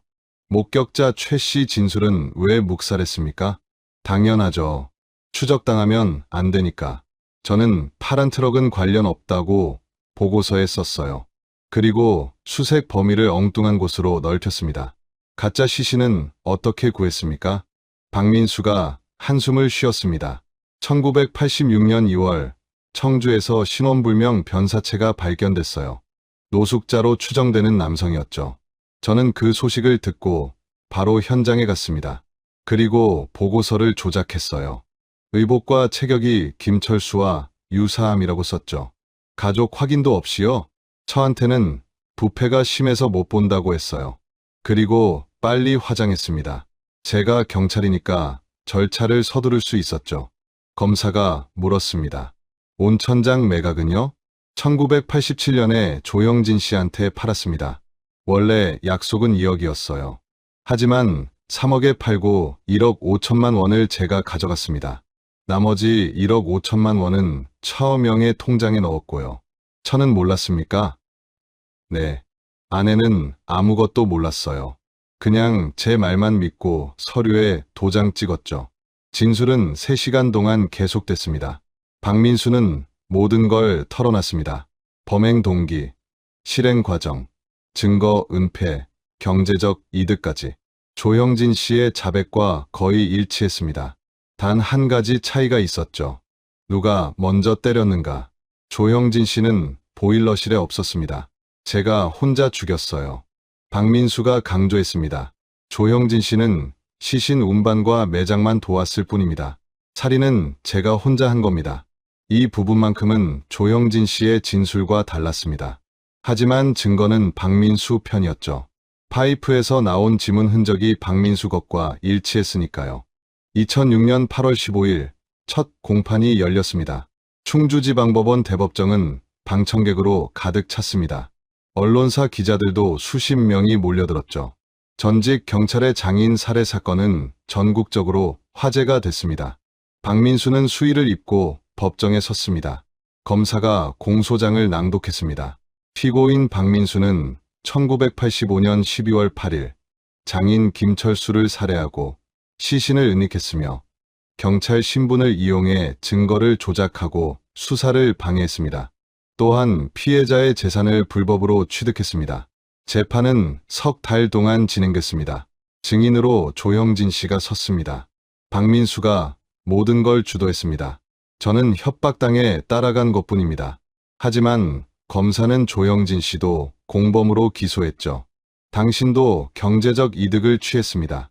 3억에 산 온천장을 6억에 팔았죠. 감식관도 증언했습니다. 파이프에서 피해자 혈흔과 피고인 지문이 나왔습니다. 살인 무기가 확실합니다. 법의학 전문가도 나왔습니다. 피해자는 둔기에 의한 다발성 두부 외상으로 사망했습니다. 가장 가슴 아픈 순간은 김영희 씨가 증인석에 섰을 때였습니다.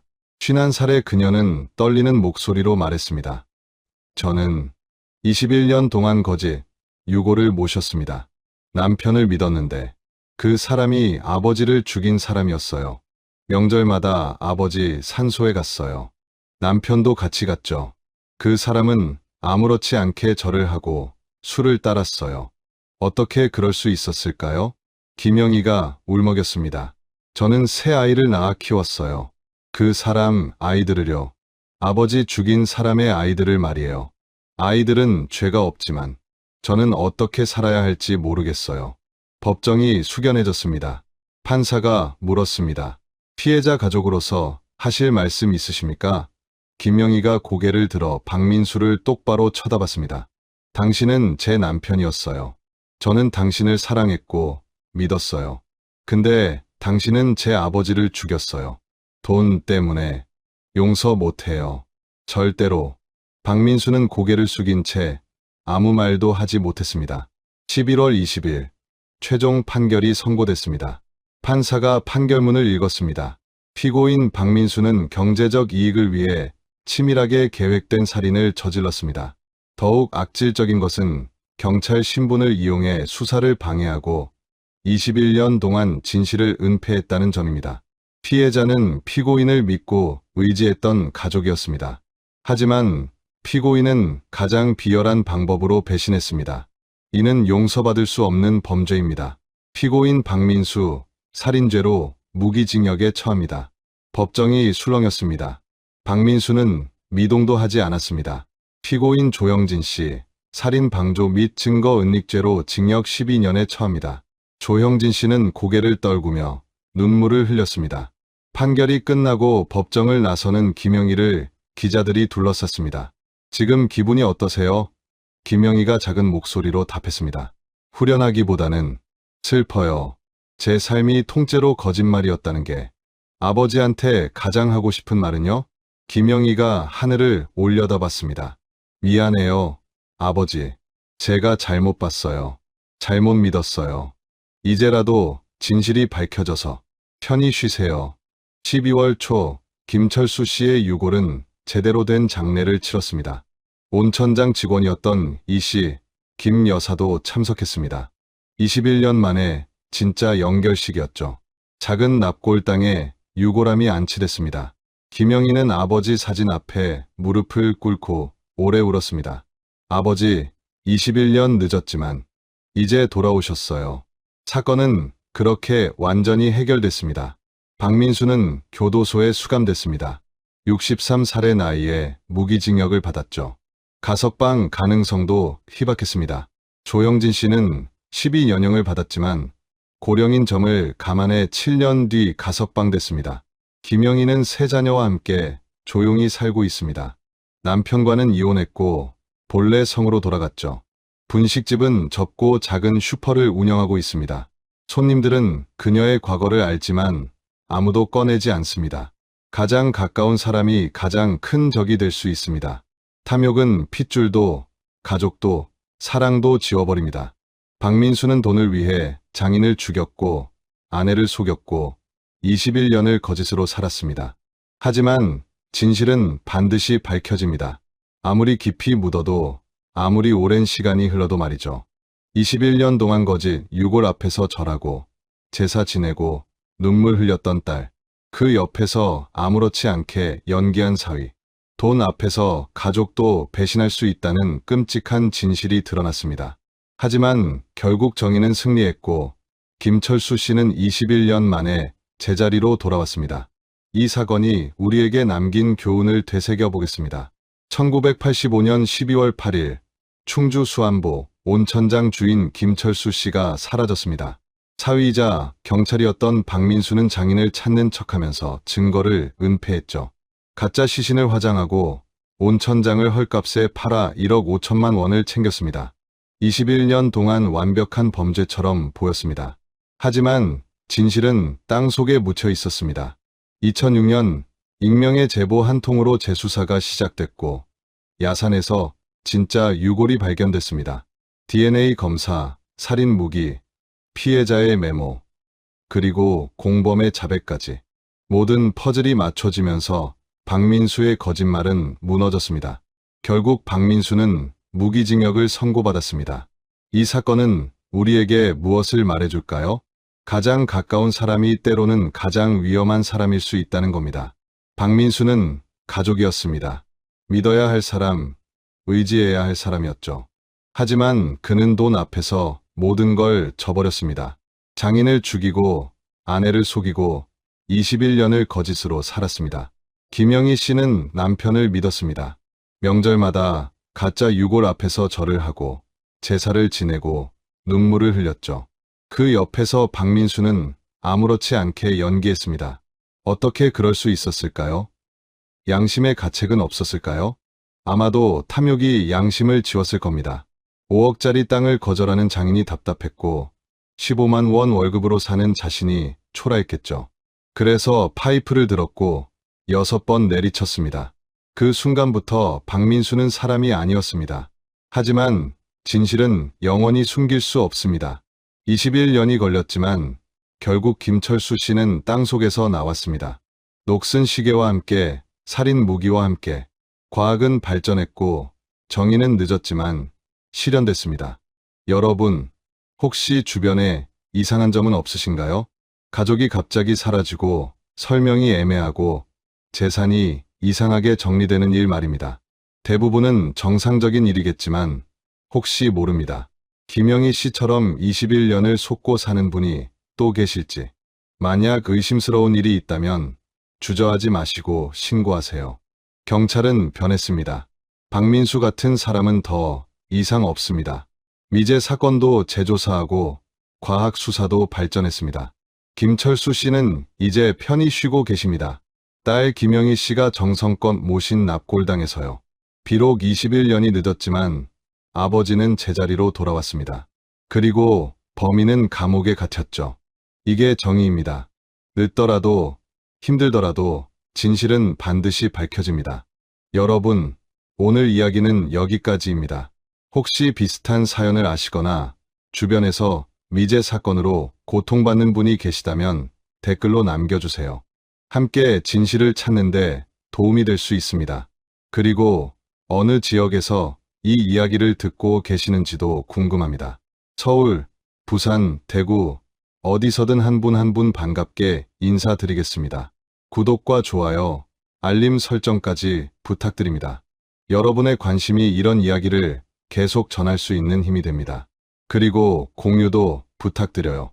더 많은 분들이 들어야 할 이야기니까요. 다음 이야기도 기대해주세요. 또 다른 진실, 또 다른 정의를 찾아오겠습니다. 지금까지 들어주셔서 감사합니다. 여러분 모두 안전하고 따뜻한 하루 보내세요. 사랑하는 가족과 함께 믿을 수 있는 사람들과 함께요. 그게 가장 큰 축복이니까요. 다음 이야기에서 또 뵙겠습니다. 구독자 여러분, 정말 감사합니다. 2004년 5월 3일 오전 9시 군산공항 출국장에서 72살 노부부가 마지막으로 목격되었습니다. 그날 이후 두 사람은 흔적도 없이 사라졌습니다. 자식들은 말했습니다. 부모님이 제주도로 효도 여행을 떠나셨다고요. 오랜만에 둘만의 시간을 보내고 싶어 하셨다고요. 곧 돌아오실 거라고요. 하지만 노부부는 돌아오지 않았습니다. 공항 출국 기록에도 제주도 어디에도 그 어떤 흔적도 남아있지 않았습니다. 경찰이 움직였습니다. 가장 먼저 확인한 건 자식들의 진술이었죠. 장남은 말했습니다. 자기가 부모님을 공항까지 모셨다고요. 차남도 같은 말을 했습니다. 자기가 직접 공항에 데려다 드렸다고요. 장녀 역시 똑같았습니다. 본인이 부모님을 공항까지 모시고 갔다고요. 이상했습니다. 같은 날 같은 공항인데 왜 세 자녀가 각각 따로 부모님을 모셨다는 걸까요? 수사관들은 공항 CCTV를 확인했습니다. 2004년 그 시절 CCTV는 지금처럼 선명하지 않았습니다. 화면은 흐릿했고 얼굴을 식별하기엔 화질이 너무 떨어졌습니다. 노부부로 보이는 두 사람의 뒷모습만 희미하게 보였을 뿐이었죠. 함께 있던 다른 사람이 있었는지 누가 데려다 줬는지조차 알 수 없었습니다. 그렇게 사건은 미궁에 빠졌습니다. 시신도 목격자도 확실한 증거도 없었습니다. 자식들은 협조적이었고 슬퍼 보였습니다. 경찰은 더 이상 나아갈 곳이 없었습니다. 실종 신고는 접수됐지만 수사는 사실상 중단됐죠. 세 자녀는 각자의 삶으로 돌아갔습니다. 장남 박영수 씨는 전주에서 작은 건설자재 회사를 운영했습니다. 차남 박영철 씨는 서울에서 부동산 중개업을 했죠. 장녀 박순희 씨는 광주에서 남편과 함께 음식점을 운영했습니다. 부모님이 실종된 뒤에도 세 사람의 생활엔 큰 변화가 없었습니다. 가끔 모여서 부모님 이야기를 했지만 그뿐이었죠. 수소문도 해보고 제주도 곳곳을 찾아다녔다고 했지만 아무런 소득이 없었습니다. 그러던 중 한 가지 이상한 점이 포착됐습니다. 2004년 5월 2일 실종 하루 전이었습니다. 박 씨 부부의 통장에서 3천만 원이 한꺼번에 인출됐습니다. 경찰은 이 거액의 출처를 추적했죠. 은행 직원에게 물었더니 그날 박 씨 부부가 함께 왔었다고 했습니다. 남편 박 씨가 직접 인출 전표를 작성했고 현금을 두꺼운 봉투에 담아갔다고 기억했습니다. 여행 가시나 봐요? 은행 직원이 물었었다고 합니다. 박 씨는 웃으며 대답했다고 했죠. 애들이 여행 가라고 해서 제주도 좀 다녀오려고요. 경찰은 자녀들에게 물었습니다. 부모님이 왜 그렇게 큰 돈을 인출했느냐고요. 세 사람의 대답은 일치했습니다. 여행 경비로 쓰시려고 뽑으신 것 같아요. 보통 카드보다 현금을 좋아하셨거든요. 우리가 용돈도 드렸는데 본인들 돈도 쓰고 싶으셨나 봐요. 논리적으로 말이 되는 것처럼 들렸습니다. 하지만 뭔가 석연치 않았죠. 제주도 여행에 3천만 원이나 필요할까요? 노부부가 일주일 정도 여행한다고 해도 지나치게 큰 금액이었습니다. 수사관들은 더 파고들었습니다. 박 씨 부부의 집을 세밀하게 조사했죠. 옷장을 열어봤습니다. 여행 갈 때 입을 만한 옷들이 그대로 걸려 있었습니다. 세면 도구도 욕실에 그대로였습니다. 상비약도 서랍 안에 가지런히 정리돼 있었죠. 이상했습니다. 여행을 간다면서 왜 짐을 거의 안 챙긴 걸까요? 이웃 주민에게 다시 물었습니다. 5월 3일 아침 노부부가 나갈 때 어땠냐고요. 큰 여행 가방 하나 끌고 나가시더라고요. 가방이 얼마나 컸습니까?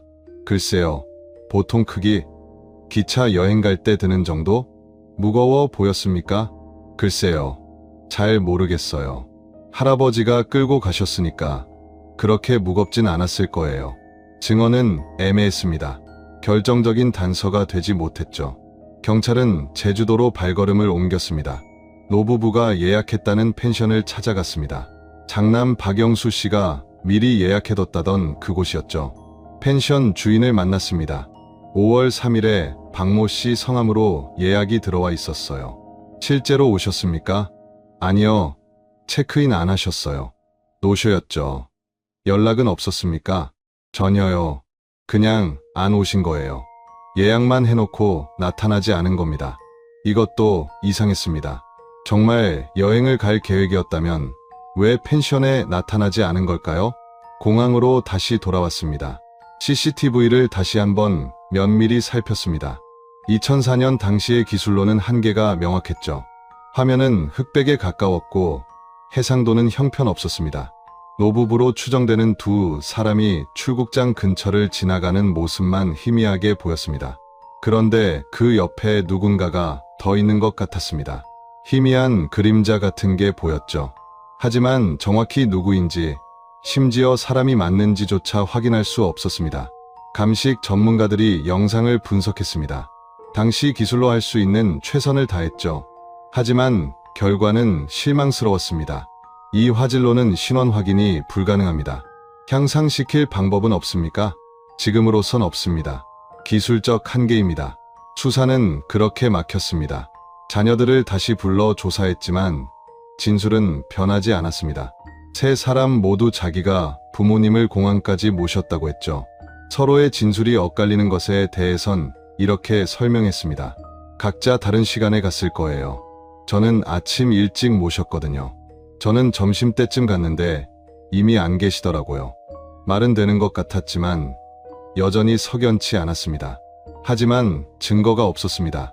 의심만으로는 아무것도 할 수 없었죠. 2004년 여름이 지나고 가을이 왔습니다. 사건은 점점 잊혀졌습니다. 언론의 관심도 식었고 수사도 사실상 중단됐습니다. 미제 사건으로 분류됐죠. 하지만 12년이 흐른 뒤였습니다. 2016년 한 가지 기술이 모든 걸 바꿔놓았습니다. 12년 전엔 보이지 않던 것들이 보이기 시작했죠. 흐릿했던 화면 속에서 누군가의 얼굴이 드러났고 감춰졌던 진실이 수면 위로 떠올랐습니다. 그리고 그 순간 세 자녀의 진술은 하나씩 무너지기 시작했습니다. 오늘 이야기는 12년 만에 풀린 한 노부부 실종 사건입니다. 효도 여행이라 믿었던 그날의 진실, 그리고 가장 가까운 가족들이 숨겨온 비밀이 낱낱이 밝혀집니다. 오늘의 이야기 시작 전에 잠깐만요.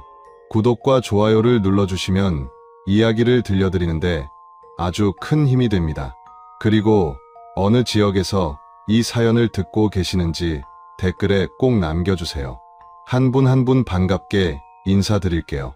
2004년 5월 20일 수요일 오후 전주 덕진구에 있는 한 단독주택 앞에 경찰차 2대가 섰습니다. 이웃 주민의 신고를 받고 출동한 거였죠. 집 주인인 박모 씨 부부가 2주 넘게 보이지 않는다는 내용이었습니다. 경찰관들이 대문을 두드렸습니다. 응답이 없었습니다. 우편함엔 신문이 가득 쌓여 있었고 현관 앞엔 택배 상자 3개가 비에 젖은 채 방치돼 있었습니다. 강제로 열어야겠습니다. 경찰은 자물쇠를 끊고 집 안으로 들어갔습니다. 안은 깨끗했습니다. 거실 탁자 위엔 컵 2개가 나란히 놓여 있었고 부엌 개수대엔 설거지가 끝난 그릇들이 정리돼 있었습니다. 침대는 이불이 개켜져 있었고 옷장은 닫혀 있었죠.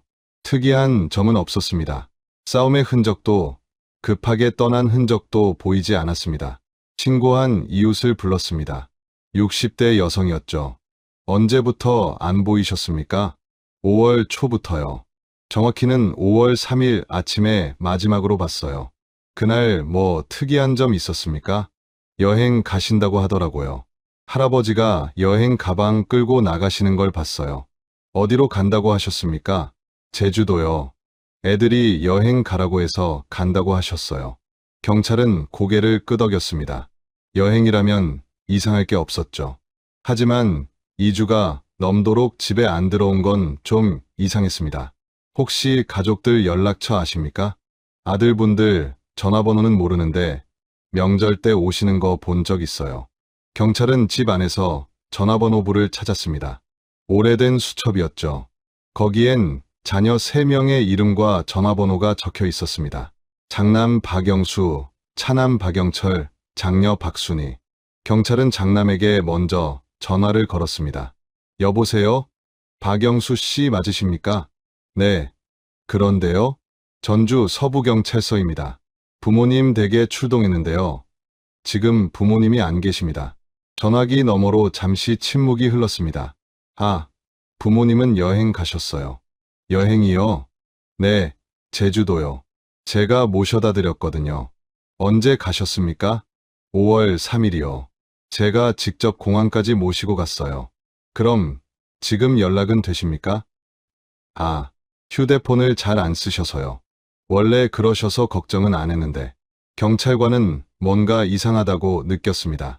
2주 넘게 연락이 안 되는데 걱정을 안 했다고요? 혹시 지금 오실 수 있으십니까? 네, 지금 갈게요. 1시간 뒤 장남 박영수 씨가 도착했습니다. 48살, 건장한 체구의 남자였습니다. 얼굴엔 당황한 기색이 역력했죠. 부모님이 정말 안 계세요? 네, 댁에 아무도 없었습니다. 이상한데, 분명히 여행 가신 건데. 경찰은 차남과 장녀에게도 연락했습니다. 두 사람 모두 서울과 광주에서 급히 내려왔습니다. 오후 5시쯤 세 남매가 부모님 집 거실에 모였습니다. 경찰이 물었습니다. 부모님이 여행 가셨다고 하셨는데 정확히 언제 가신 겁니까? 장남이 먼저 대답했습니다. 5월 3일이요. 제가 아침 일찍 모셔다 드렸어요. 그러자 차남이 끼어들었습니다. 형, 무슨 소리야? 내가 모셔다 드렸는데. 장녀도 말했습니다. 오빠들, 내가 모시고 갔어요. 경찰관은 눈을 깜빡였습니다. 지금 세 분 다 본인이 모셨다고 하시는 겁니까? 세 사람은 서로를 쳐다봤습니다. 순간 어색한 침묵이 흘렀죠. 장남이 먼저 말을 이었습니다. 아, 그게. 각자 다른 시간에 간 것 같아요. 다른 시간이요? 네, 저는 아침 8시쯤 모셨거든요. 차남이 고개를 끄덕였습니다. 저는 점심때쯤 갔는데 이미 안 계시더라고요. 그래서 형이 먼저 모셨나 보다 했죠. 장녀도 말을 보탰습니다. 저도 오후에 갔었는데 집에 안 계셔서 오빠들이 벌써 모시고 갔나 보다 했어요. 경찰은 고개를 갸우뚱했습니다. 뭔가 맞지 않았습니다. 그럼 세 분이 각자 따로 부모님 댁에 가셨다는 겁니까? 네, 그런 것 같아요. 왜 함께 가지 않으셨습니까? 장남이 대답했습니다. 각자 일정이 달라서요. 저는 회사 출근 전에 들렀고 동생들은 나중에 들렀나 봐요. 말이 되는 것 같으면서도 어딘가 이상했습니다. 하지만 경찰은 일단 넘어갔죠. 그럼 출국 기록부터 확인해 보겠습니다. 경찰은 즉시 출입국관리사무소에 조회를 요청했습니다. 박 씨 부부의 5월 출국 기록을 확인해 달라고요. 결과는 다음 날 나왔습니다. 기록이 없습니다. 뭐라고요? 5월 3일은 물론이고 5월 전체를 봐도 박모 씨 부부의 출국 기록이 없습니다. 경찰의 표정이 굳었습니다. 제주도는 국내 여행이지만 비행기를 타려면 신분증 확인을 하고 탑승 기록이 남습니다. 그런데 그 기록이 아예 없다는 건 비행기를 타지 않았다는 의미였죠. 세 남매를 다시 불렀습니다. 부모님 출국 기록이 없습니다. 세 사람의 얼굴이 굳었습니다. 그럴 리가요. 장남이 말했습니다. 분명히 공항까지 모셔다 드렸는데. 차남도 고개를 저었습니다. 저도 공항 근처까지 갔었어요. 형이 먼저 모셨다길래 그냥 돌아왔지만 장녀는 눈물을 글썽였습니다. 그럼 부모님이 어디 가신 거예요? 경찰은 즉시 수사에 착수했습니다. 가장 먼저 확인한 건 공항 CCTV였습니다. 5월 3일 오전 8시부터 오후 5시까지 군산공항 출국장 CCTV를 전부 확인했습니다. 화면은 흐릿했습니다. 2004년 당시 CCTV는 지금처럼 선명하지 않았죠. 흑백에 가까운 화질이었고 해상도도 형편없었습니다. 그래도 수사관들은 꼼꼼히 살폈습니다. 노부부로 보이는 사람들을 일일이 체크했죠. 오전 9시 13분경이었습니다. 출국장 입구 쪽에 두 사람이 나타났습니다. 남자는 모자를 쓰고 있었고 여자는 가방을 들고 있었습니다. 이 사람들 같은데요? 수사관 한 명이 말했습니다. 체구가 비슷하긴 한데 얼굴이 안 보이네요. 화면 속 두 사람은 고개를 숙인 채 걸어갔습니다. 카메라를 정면으로 보는 순간이 없었죠. 옆에 누가 더 있는 것 같은데요? 다른 수사관이 화면을 가리켰습니다. 노부부 옆에 희미한 그림자 같은 게 보였습니다. 사람인가요? 잘 모르겠어요. 화질이 너무 안 좋아서. 영상을 확대해봤지만 더 흐릿해질 뿐이었습니다. 감식팀에 의뢰했지만 결과는 마찬가지였죠. 이 화질로는 신원 확인이 불가능합니다. 얼굴 복원은요? 기술적으로 한계가 있습니다.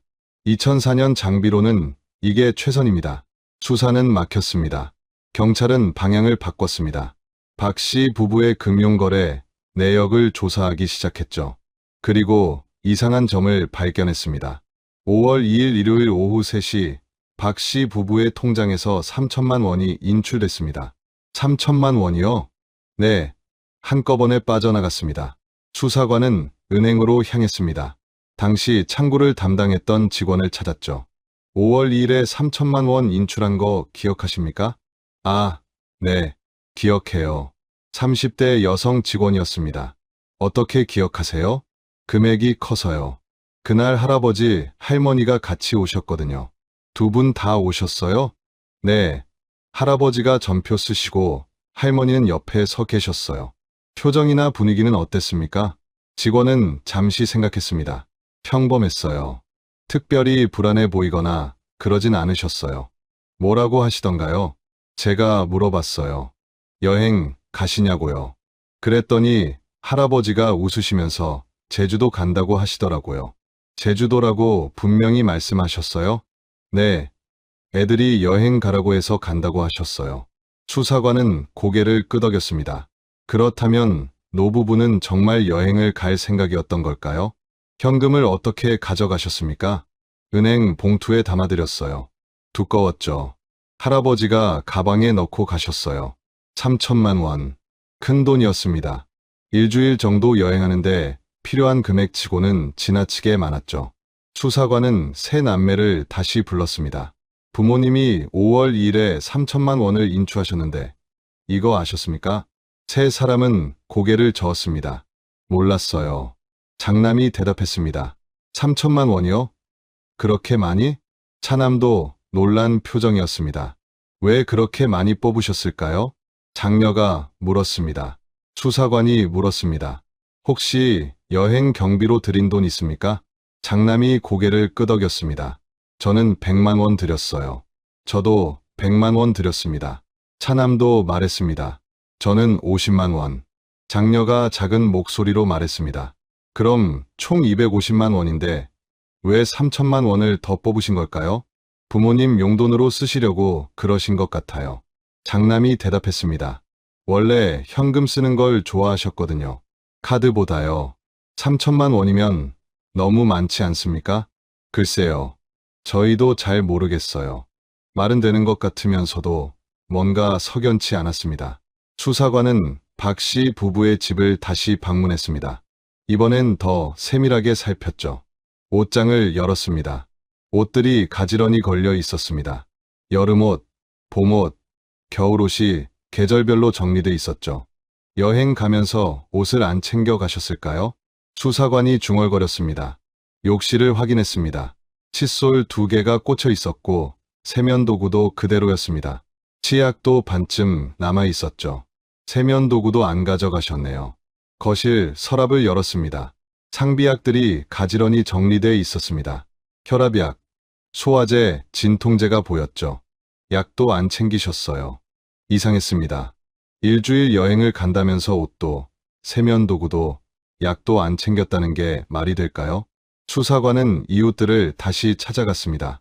5월 3일 아침에 박 씨 부부가 나가실 때 정확히 어땠는지 다시 한번 말씀해 주세요. 60대 여성 이웃이 기억을 더듬었습니다. 아침 8시쯤이었어요. 제가 마당에서 화분 물 주고 있었거든요.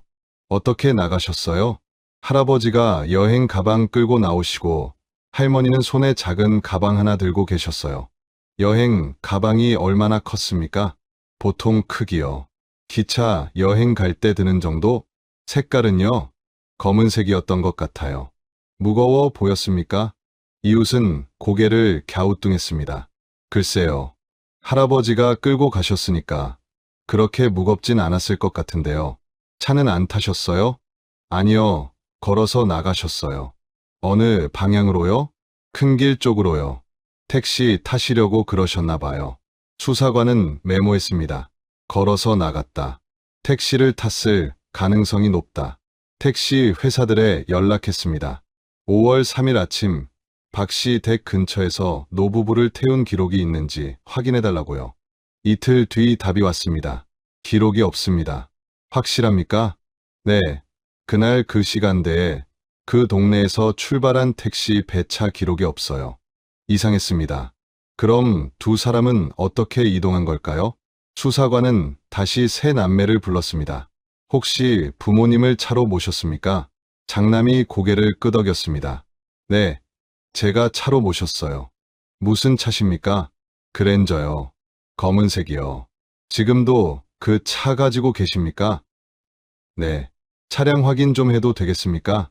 장남은 잠시 머뭇거렸습니다. 왜요? 무슨 문제라도. 아니요, 그냥 확인 차원입니다. 네. 그러세요. 장남의 차량을 확인했습니다. 2003년식 그랜저였죠. 깨끗했습니다. 최근에 세차한 것 같았습니다. 언제 세차하셨습니까? 저번 주요. 자주 하시는 편입니까? 한 달에 한두 번? 차량 내부를 살폈습니다. 특이한 점은 없었습니다. 트렁크도 열어봤죠. 비어 있었습니다. 여기에 부모님 짐 실으셨어요? 네. 가방 하나였습니까? 네. 크지 않았어요. 수사관은 고개를 끄덕이고 차에서 내렸습니다. 딱히 의심스러운 점은 발견되지 않았죠. 그런데 그날 저녁이었습니다. 수사관에게 전화가 한 통 걸려왔습니다. 공항 직원이었죠. 저기, 혹시 노부부 찾으신다고 했잖아요. 네, 맞습니다. 제가 그날 본 것 같아요. 수사관의 눈빛이 날카로워졌습니다. 다음 날 아침, 수사관은 공항으로 달려갔습니다. 전화를 걸어온 직원은 40대 남성이었습니다. 공항 청소 담당이었죠. 5월 3일에 뭘 보셨다는 겁니까? 그날 아침 근무였거든요. 9시쯤이었을 거예요. 무엇을 보셨습니까? 출국장 쪽에서 노부부를 봤어요. 할아버지 할머니가 가방 끌고 가시더라고요. 확실히 그분들이었습니까? 남성은 고개를 갸우뚱했습니다. 얼굴을 자세히 본 건 아니고요. 그냥 나이 드신 분들이 가방 끌고 가시길래. 혼자 계셨습니까? 아니요. 남성이 말했습니다. 옆에 누가 있었어요. 젊은 남자. 수사관의 심장이 뛰었습니다. 젊은 남자요? 네. 30에서 40 사이로 보였어요. 얼굴은 기억하십니까? 글쎄요. 그냥 평범하게 생겼어요. 키는 보통이고 머리는 짧았어요. 옷은요? 검은색 개통 옷 입었던 것 같아요. 그 남자가 노부부랑 같이 있었습니까? 네. 할아버지 할머니 옆에서 같이 걸어가더라고요. 대화하는 거 들으셨습니까? 아니요.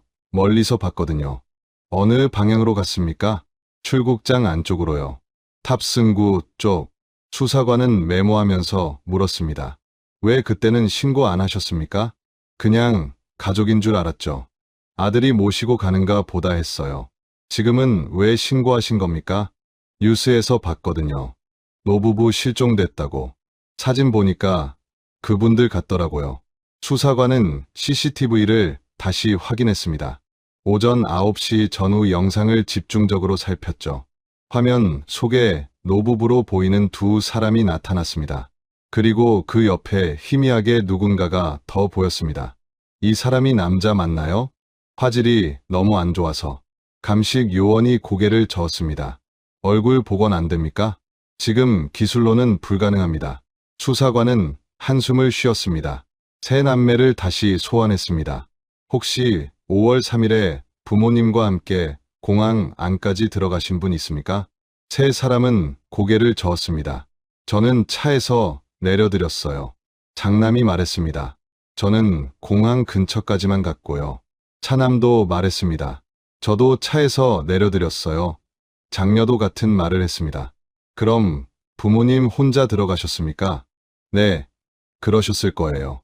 공항 직원 목격담에 의하면 젊은 남자가 함께 있었다고 하는데요. 세 사람의 표정이 굳었습니다. 그건 저희가 아니에요. 장남이 잘라 말했습니다. 그럼 누굽니까? 모르겠어요. 다른 사람 아닐까요? 수사관은 세 사람의 얼굴을 번갈아 봤습니다. 뭔가 숨기는 게 있는 것 같았지만 증거가 없었죠. 혹시 부모님이 아는 사람 중에 공항까지 함께 갈 만한 사람 있습니까? 글쎄요. 장남이 생각하는 척했습니다. 친구분들은 다 연세가 많으셔서. 친척은요? 친척도 다 지방에 계세요. 수사는 다시 막혔습니다. 제주도로 발걸음을 옮겼습니다. 장남이 예약했다던 펜션을 찾아갔죠. 펜션은 제주시 외곽에 있었습니다. 바다가 보이는 조용한 곳이었습니다. 주인은 50대 여성이었습니다. 5월 3일 예약 기억하십니까? 네, 박모 씨 성함으로 들어왔었어요. 누가 예약했습니까? 전화로 예약 받았어요. 남자분이었어요. 뭐라고 하시던가요? 부모님 모시고 온다고 했어요. 일주일 예약했죠. 실제로 오셨습니까? 아니요. 주인이 고개를 저었습니다. 체크인 시간 지나도 안 오시길래 전화했는데 안 받으시더라고요. 예약금은요? 안 받았어요. 당일 결제하기로 했거든요. 이상하다고 생각 안 하셨습니까? 노쇼가 가끔 있어요. 그냥 그러려니 했죠. 수사관은 고개를 끄덕였습니다. 다시 전주로 돌아왔습니다. 박 씨 부부의 집을 한 번 더 뒤졌습니다. 혹시 놓친 게 있을까 싶어서였죠. 서재 책장을 뒤지던 중이었습니다. 오래된 일기장 하나가 나왔습니다. 박 씨의 일기장이었습니다. 2003년부터 2004년까지 기록돼 있었죠. 수사관은 페이지를 넘겼습니다. 2004년 4월 28일 일기였습니다. 오늘 영수가 왔다. 제주도 여행 가라고 한다. 나는 가기 싫다고 했다. 나이도 많은데 무슨 여행이냐고. 하지만 영수가 자꾸 권한다. 5월 1일 일기였습니다. 영철이도 왔다. 역시 여행 이야기를 꺼낸다. 이상하다. 애들이 왜 갑자기 여행을 보내려고 하는 걸까? 5월 2일 일기였습니다. 순이도 와서 용돈을 줬다. 여행 가라고 한다. 애들이 다 같이 짠 것 같다. 마지못해 은행에 갔다. 돈을 좀 뽑았다. 여행 경비라고 했지만 사실은 거기서 일기가 끊겼습니다. 사실은 뭐지? 수사관은 중얼거렸습니다. 다음 페이지는 찢어져 나가 있었습니다. 5월 3일 일기가 있었을 자리였죠.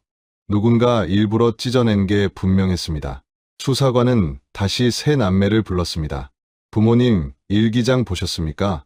일기장요? 장남이 되물었습니다. 아버지가 일기를 쓰셨어요? 모르셨습니까? 네, 처음 들어요. 세 사람 모두 같은 반응이었습니다. 5월 3일 일기가 찢어져 있는데 이거 아십니까? 저희가 왜 알아요? 차남이 말했습니다. 부모님 일기장을 본 적도 없는데. 수사관은 더 이상 물을 게 없었습니다. 증거는 부족했고 증언은 엇갈렸고 CCTV는 흐릿했습니다. 2004년 여름이 지나갔습니다.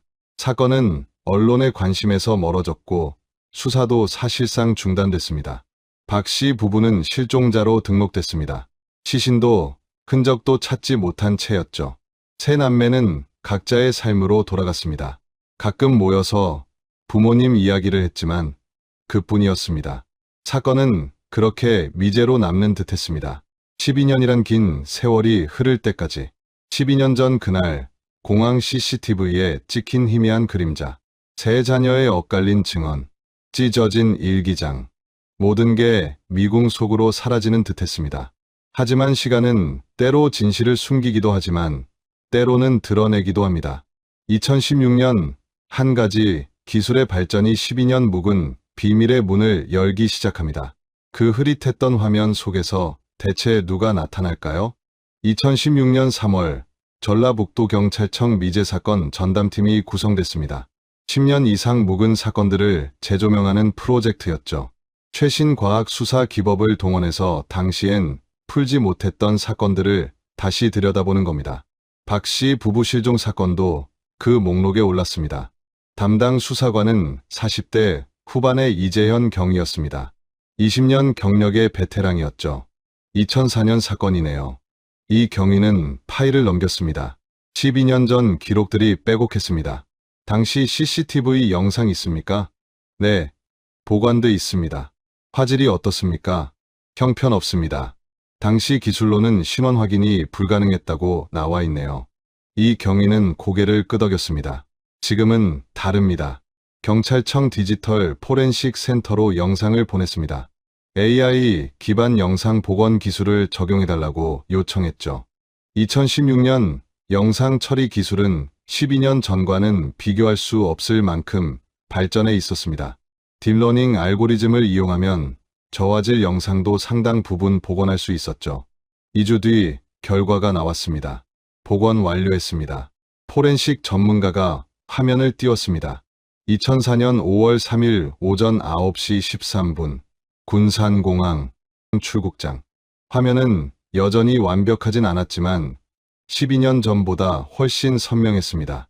노부부로 보이는 두 사람이 걸어가고 있었습니다. 남자는 여행 가방을 끌고 있었고 여자는 작은 핸드백을 들고 있었습니다. 얼굴 확인 가능합니까? 네, 잠시만요. 전문가가 확대했습니다. 남자의 얼굴이 드러났습니다. 흐릿하지만 윤곽은 알아볼 수 있었죠. 박모 씨 맞습니까? 사진이랑 대조해 보겠습니다. 몇 분 뒤 결과가 나왔습니다. 92% 일치합니다. 박모 씨가 맞습니다.